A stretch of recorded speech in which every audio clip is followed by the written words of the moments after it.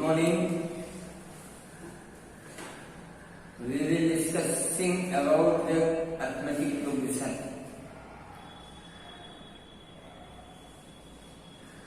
दो चीजें मैंने इसमें कल आप लोगों को एक्सप्लेन की थी. एक fundamental sequence in the term of AP and second is fundamental term of AP. Sequence and term. Sequence एक सीरीज है और टर्म उस सीरीज का एक नंबर है. ये दोनों में डिफरेंस. कैसे हम एपी सीक्वेंस को जनरेट करते हैं?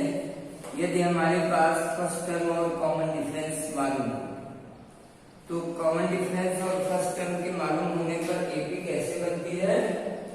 एपी बनती है a plus d, a plus 2d, a plus 3d up to dot dot dot.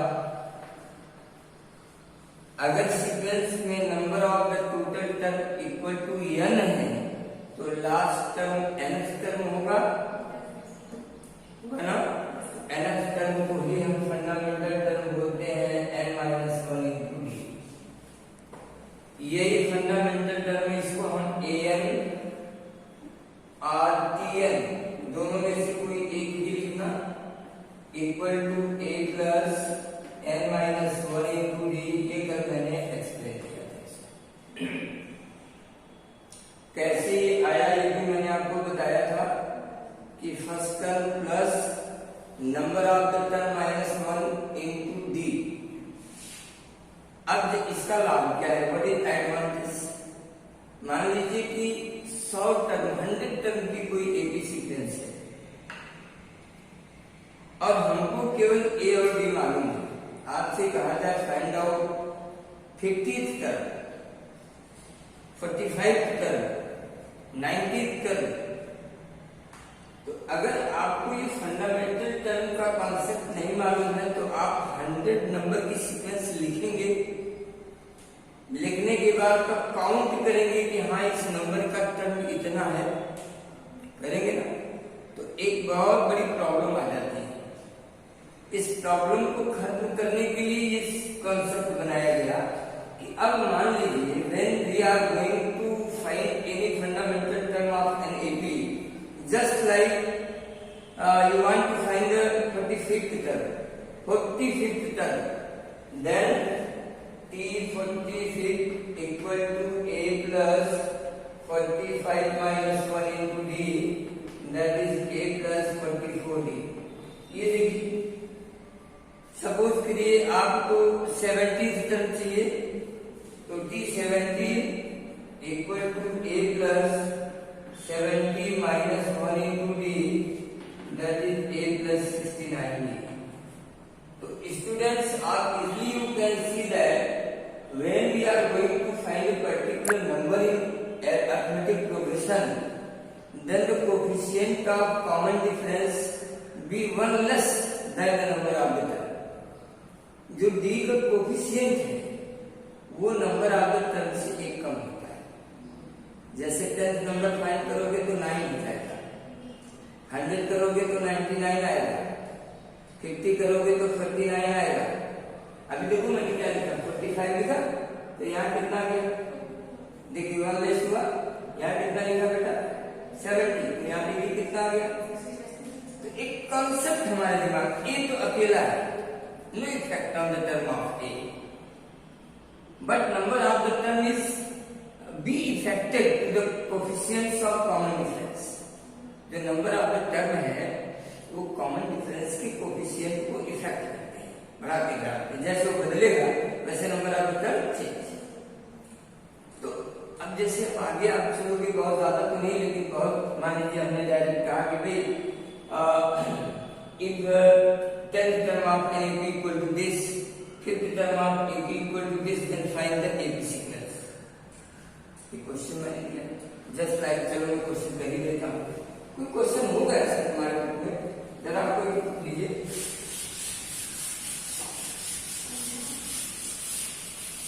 Give me one book.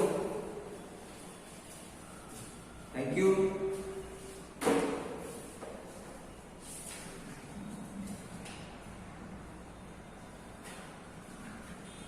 अब ये कॉन्सेप्ट बता रहा हूं तो एक क्वेश्चन सोच रहा हूं कर दूं जिससे आपको समझ में आ जाए।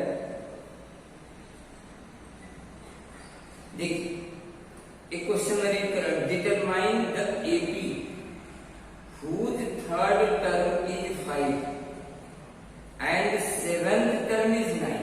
Third term according to question, third term का मतलब D3 हुआ, T3 equal to 5 first equation and seventh term T7 equal to 9 second term. Example number है 5th on the page of 102 102 okay. आइए देखिए कम एंड टाइप से अभी जो मैंने कॉन्सेप्ट आपको बताया उसके अकॉर्डिंग अगर T3 को डायरेक्ट मैं फाइंड करूं तो क्या लिखूंगा, a प्लस एक कम इससे 2d इक्वल टू 5। ये देखिए पहला इक्वेशन बना। अगर हम सेवंथ टर्म को लिखेंगे तो क्या लिखेंगे, a प्लस एक कम 6d इक्वल टू 9। ये देखिए शॉर्ट वर्क नहीं हुआ। ये तब आप कर सकते हैं जब आपको पूरी तरह कॉन्सेप्ट मालूम हो। ये क्या है, T3 है, ये क्या है, T7। आप इसको एलिमिनेशन से सॉल्व कर दीजिए तो आपको a और d दोनों अलग अलग मिल जाएंगे। d की वैल्यू कितनी होगी, 4/4 1 and from equation number 1 a plus 2 into 1 equal to 5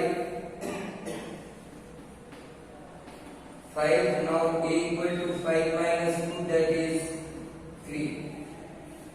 first term of ab is 3 and common difference of ab equal to 1, then ab is equal to a plus d a plus 2d dot dot dot ये होता है।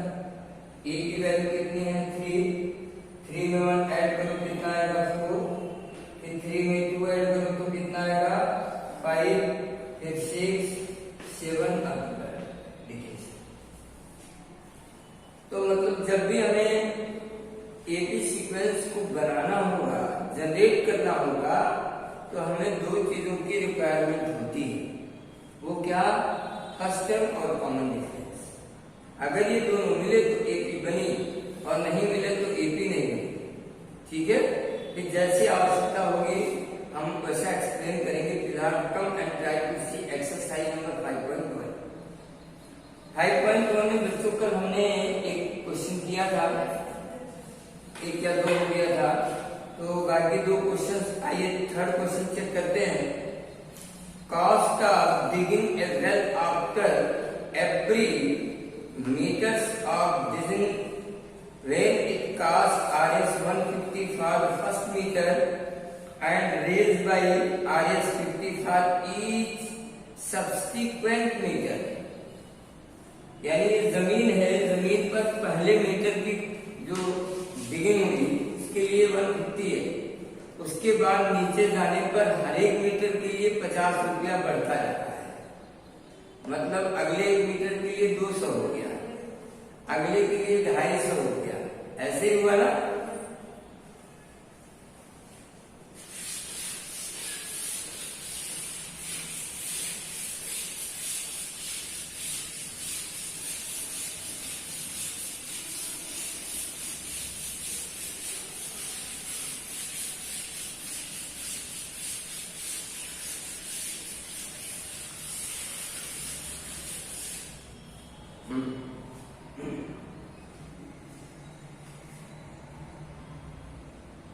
Cost of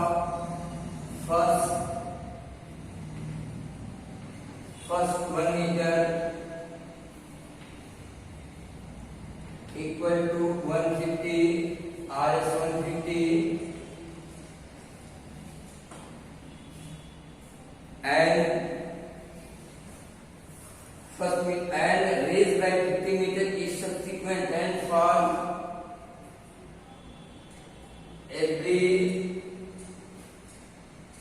subsequent meter cos Rs 50, then sequence of cos. Question हमारा क्या है? Question है in which of the following situation does the list of number involve to make a arithmetic progression and height. किस condition में हमारा question एक arithmetic progression बनाता है और क्यों बनाता है, क्या रीजन है भाई, आप इसको एक्सप्लेन कीजिए.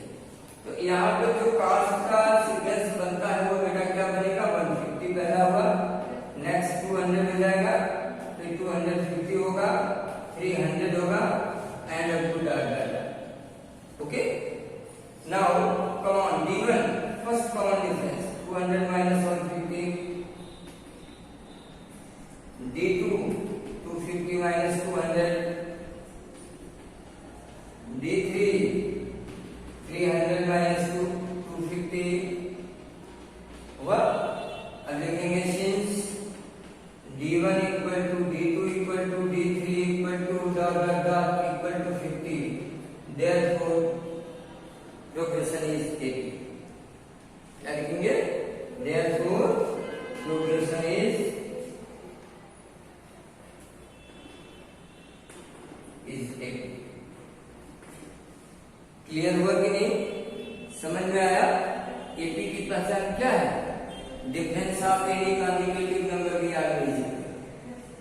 अगर डिफरेंस इक्वल है सबका तो एपी है, नहीं इक्वल है तो एपी नहीं है. और उसके बाद क्या है वो नेक्स्ट क्लास में पढ़ेंगे. ठीक है, चलो फोर्थ क्वेश्चन को चेक करते हैं. Fourth part of this question, the amount of money in the account every year when 10,000 is deposited at the compound interest at 8% per annum. The amount of money in the account every year if deposit, एक आदमी नहीं है, कितना है भाई, 10,000 है, नहीं 10,000 का,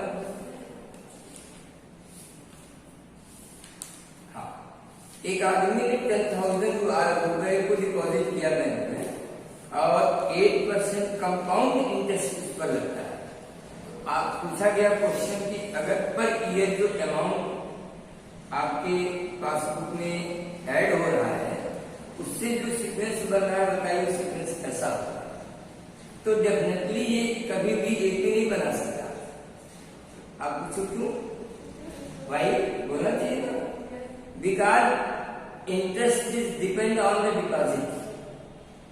इंटरेस्ट जो होता है वो डिपॉजिट पे डिपेंड करता है. तो पहले साल का जो इंटरेस्ट है वो कम होगा क्योंकि डिपॉजिट 10,000 है, लेकिन कंपाउंड इंटरेस्ट जब नेक्स्ट ईयर का लगेगा तो पहला जो डिपॉजिट 10,000 और प्लस इंटरेस्ट बढ़ गया, अगले साल का इंटरेस्ट बढ़ जाएगा कि नहीं बढ़ेगा.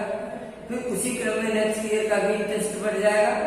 तो यानी वो जो इंटरेस्ट है वो इक्वल नहीं रहेगा, वो इंक्रीजिंग ऑर्डर में जा रहा है. तो जब इंक्रीजिंग ऑर्डर में जा रहा है, इक्वल ही नहीं है, तो ये भी कहां से बनेगा. तो इसमें और कुछ करने की जरूरत नहीं है. आप मैं बोल देता हूं, लिख लो, लिखो, since compound interest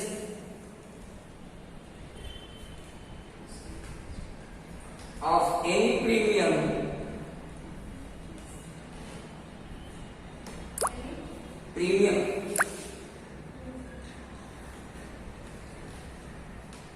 is depend on the deposit amount.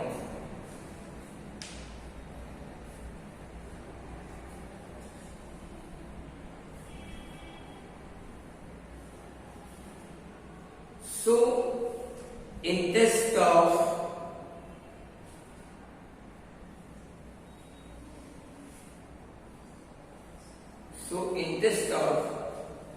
deposit amount in every year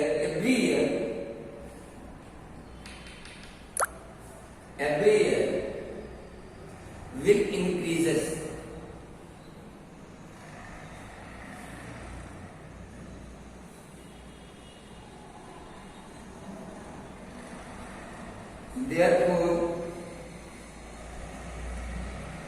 common difference will not be equal. Common difference will not be equal. So it is not in AP.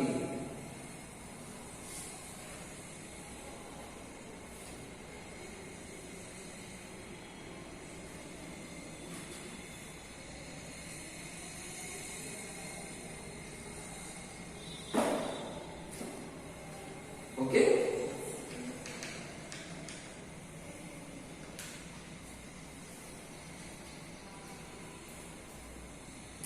Now the second question of this exercise. Write first four term of AP where the first term A and common difference D are given.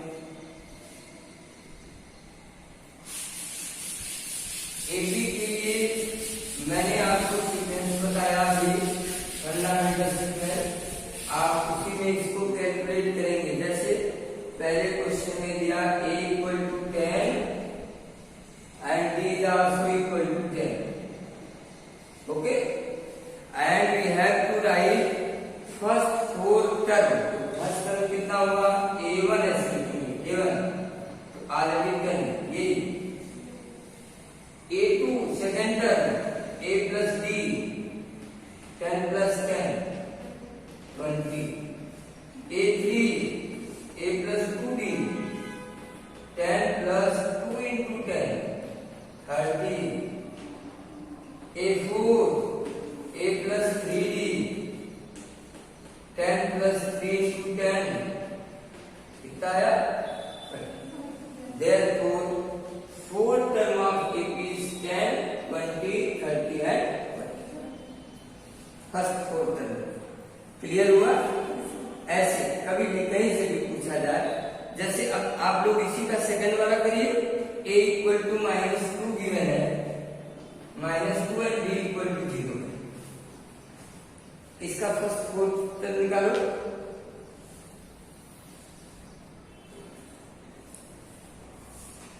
ये तो केवल -2 ही आएगा जब B 0 है. सारे term -2 आएंगे. ठीक है, ये वाला करो. A equal to 4 and B equal to -10. ये वाला third. Nidhi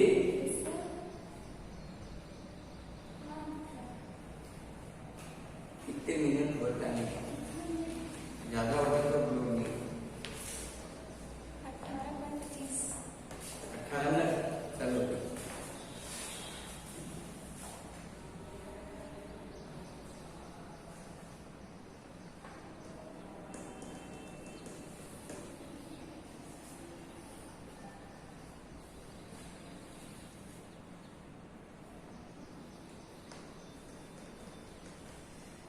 Aarti, can you solve this question?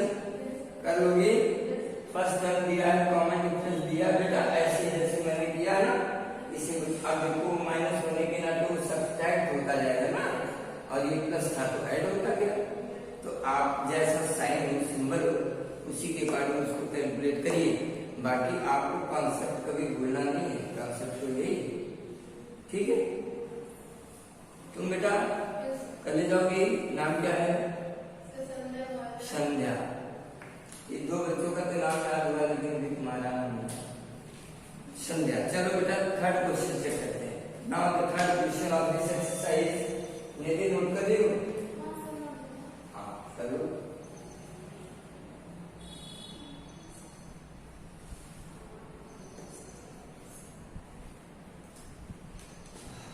और 10th CBSE के सारे बच्चे, सारे all student of class 10th CBSE, please submit your mathematics copy immediately at school. आप सभी लोग अपने मैथ की कॉपी को स्कूल पे लाके सबमिट करिए.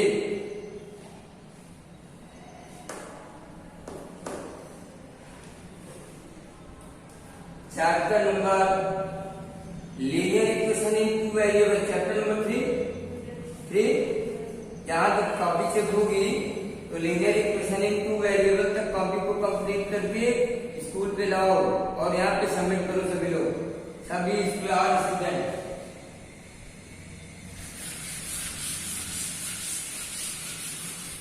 Now the third question of this exercise is for the following APs, write the first term and the common. देखो बेटा यहाँ पे सीक्वेंस दिया हुआ है 3 1 -1 -3 and dot dot dot. We have to write the first term of the sequence and common difference of the sequence. तो first term क्या होगा? First term of AP equal to 3 हो गया। Common difference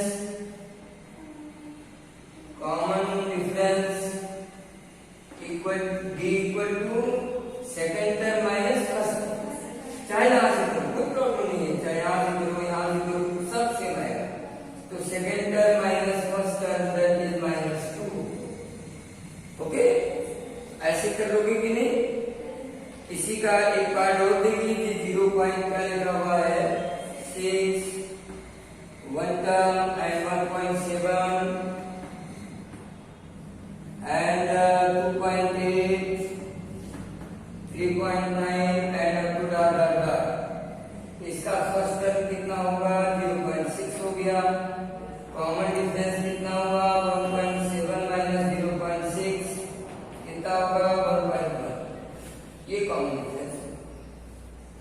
similarly you can solve all the parts of this question. Question number 4. Which of the following are AP? जो ये कई part दिए हुए हैं, इनमें से क्वेश्चन ये है कि कौन सा AP है। आपको ये चेक करके बताना। तो कैसे चेक करेंगे? ऐसे D1 निकालेंगे, D2 निकालेंगे, D3 2 3 निकाले ना कॉमन डिफरेंस। अगर इक्वल आ गया तो लिख देना AP और इक्वल नहीं आया तो लिख देना नॉट। ठीक है। तो क्वेश्चन नंबर 4 1 to 4 ये 4 क्वेश्चन आपको कंप्लीट करने हैं बस। You have to complete only question number 1 to question number 4 with all parts, right? और कॉपी को आप लोग कंप्लीट करके सबमिट करा के कॉपी भी चेक करा लीजिए। ठीक है, आप लोग